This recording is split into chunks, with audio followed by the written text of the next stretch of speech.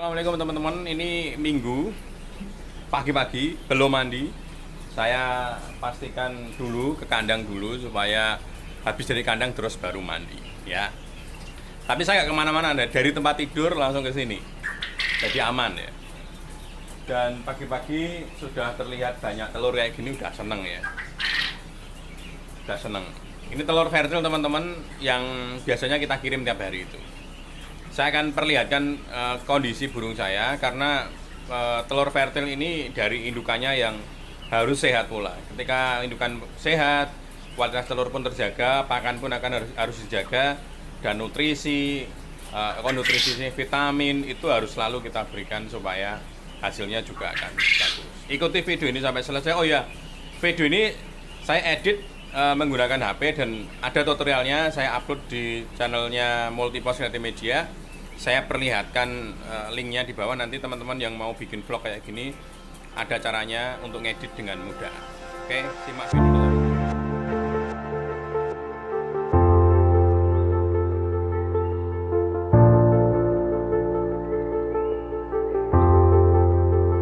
Cahaya matahari itu sangat diperlukan ya, sangat diperlukan.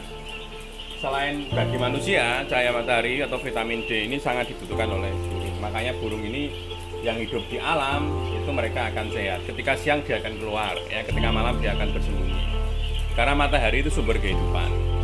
Makanannya teman, makanannya kita pakai P500 murni tanpa campuran.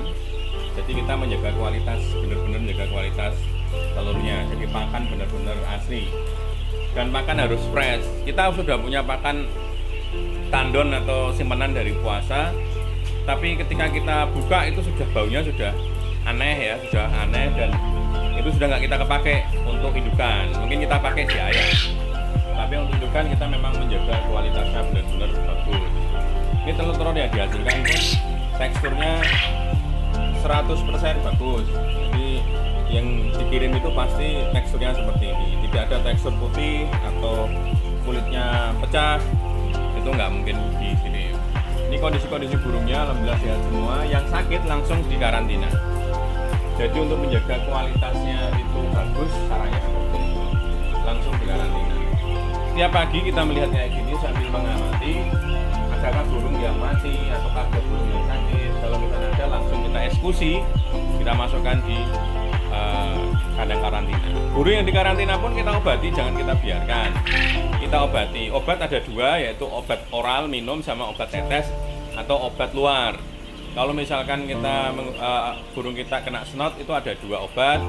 Obat yang di dalam itu kita kasih minumnya, itu obat snot misalkan ya, obat snot. Lalu tetes atau semprot pakai sirih itu pun kita pakai. Jadi pengobatan kita optimalkan. Jadi seperti ini kondisi burung-burungnya. Ketika burung masih mau makan, berarti kondisinya masih sehat. Kalau misalnya ciri-ciri burung yang sudah lesu nggak mau makan, nah itu juga harus kita lihat. Analisa kandang itu salah satu kewajiban perawatan poin nomor 4 yang sudah pernah kita bahas dulu.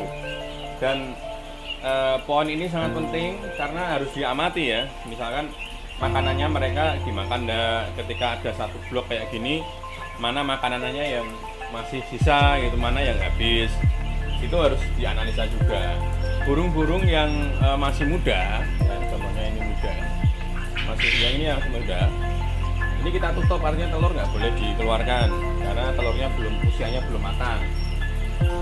Usia yang untuk kita kirim untuk dijual itu biasanya usia telur usia 3 bulan ke atas, ya, burung usia 3 bulan ke atas, 4 bulan itu lebih bagus. Kalau yang ini baru 2 bulan, jadi kita tutup dulu, artinya nggak boleh telur ini keluar.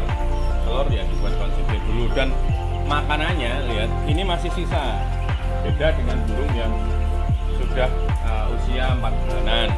Mereka makanannya agak lahap. Jadi hitung-hitungan nanti kalau teman-teman punya saya, hemat burung saya ya tergantung usianya juga.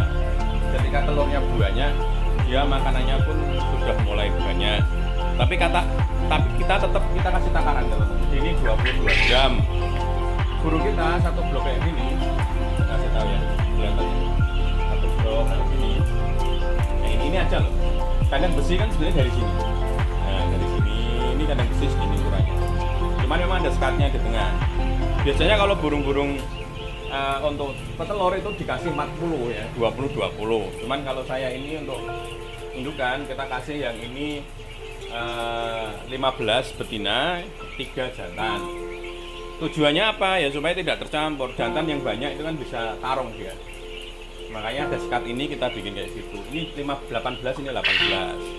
Jadi tidak nyampe 40 ya, tidak nyampe 40. Jadi 26 ya. Dan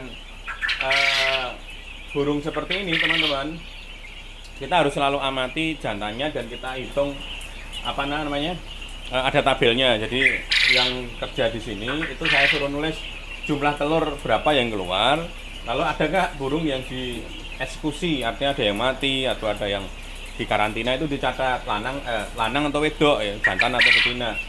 Nah itu dicatat supaya perkawinan tetap stabil, 1:5 kalau saya, bukan 1:4. Kalau 1:4 nanti terlalu banyak jantan dan itu bikin risuh menurut saya. Itu kondisinya. Itu ayam-ayam tetangga ini, saya nggak tahu, ini heran nih, ayam tetangga dari sana samping itu masuk entah kemana dari solok-solokan itu ya. Mungkin pagar akan kita rapatkan lagi, dan saya pengennya itu bikin ayam lagi di sebelah sini ya. Saya bikin ayam sekitar berapa ya, 5 untuk hidupan. Jadi saya pengen bukan pindah haluan, tapi saya nambah haluan. Jadi ayam itu saya pernah baca paper teman-teman, mungkin teman-teman yang sudah pernah pakai ya, itu ayam merah atau ayam petelur itu, ayam horen itu dikawinkan dengan jantan Bangkok, itu akan menghasilkan ayam-ayam warnanya bukan merah tapi warnanya bisa putih, bisa hitam, dan cepat besar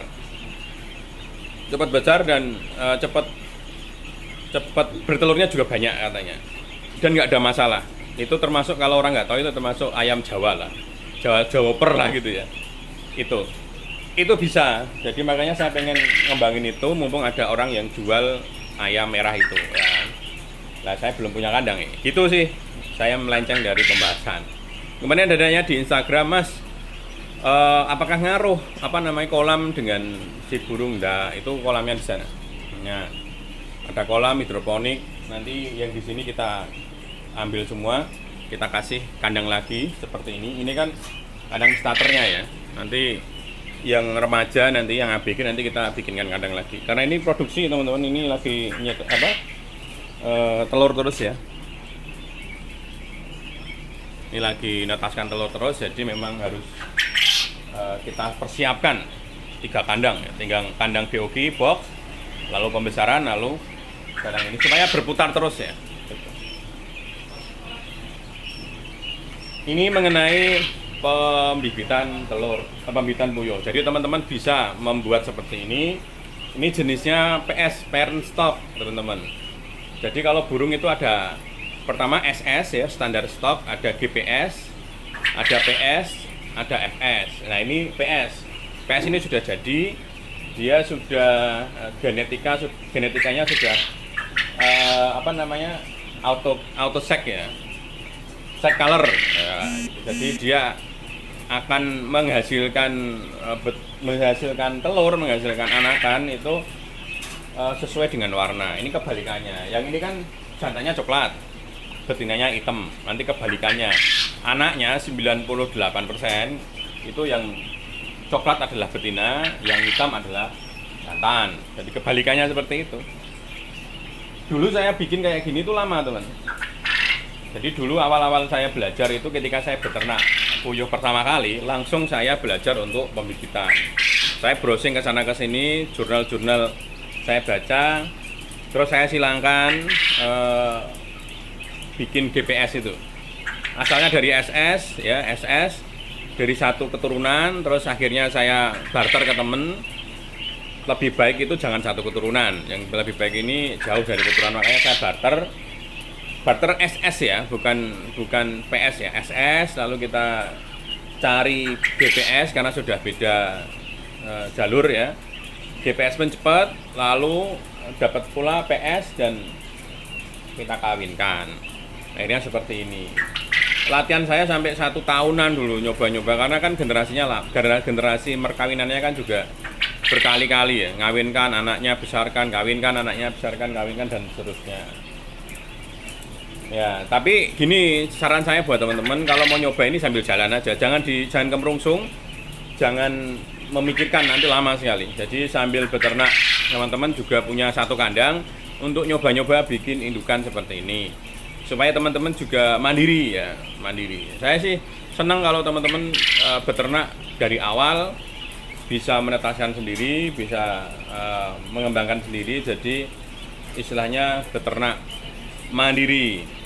Nah, seperti agama kan, kalau kita menjalankan agama kan harus keseluruhan ya. Agama harus keseluruhan, bil kafah. Nah, ini juga seperti itu ya. Beternak ya harus semuanya gitu. Ya sambil jalan aja lah. Tapi memang susah-susah gampang dan perlu pengorbanan. Saya dulu pertama kali menetaskan sendiri lalu memelihara DOG itu pun susah sekali dan banyak yang mati. Mungkin yang mati bukan hanya 10-20, itu yang mati ribuan yang mati. Ya karena konsep saya salah gitu ya. Terus teori saya salah. Kadang teori sama praktek itu beda, teman-teman. Teorinya seperti ini kita aplikasikan, ada masalah aja di sana sini gitu. Dan kita harus memperbaikinya. Terus pokoknya ngono lah. Oh tadi ngomong itu ya. Ada efeknya enggak? Kolam ini ini enggak sih sebenarnya. Ini kan sebenarnya saya ini kan untuk menambah kelembapan saja sebenarnya. Karena ini kan sudah panas, teman-teman. Coba, itu ada berapa atap itu yang panas. Ini panas sekali. Udara terlalu kering, itu juga enggak bagus, nanti burungnya akan banyak yang brodol punggungnya. Coba lihat, ini 4 bulan tidak ada sama sekali yang brodol. Dulu kan saya pakai Saltek. Ini Salteknya saya matikan. Dulu saya pakai Saltek gitu loh. Nah, itu ada airnya terus, supaya kelembapannya terjaga. Itu sudah saya matikan, ganti kolam tok.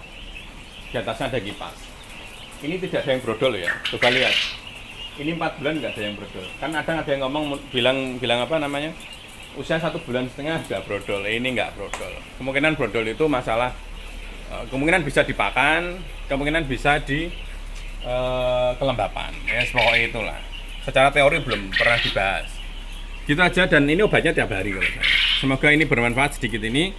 Videonya tutorial ngedit ya. Nanti saya upload di channelnya Multipos Media. Saya sertakan di bawah. Kalau teman-teman mau berbagi ilmu kayak saya, mau berbagi video, nanti ada caranya ngeditnya. Nanti saya cantumkan sekalian. Ini iklan channel sekalian. Subscribe-nya baru dikit, baru 2.000-3.000 lah. Tapi semoga ini bermanfaat ya, semoga bermanfaat. Yang paling penting adalah berbagi gitu. Semoga ini sedikit bermanfaat, kawan-kawan. Saya ulangi lagi. Jangan lupa subscribe channel ini kalau memang bermanfaat, silahkan di-share kalau memang berguna bagi orang lain. Assalamualaikum warahmatullahi wabarakatuh. Salam sukses.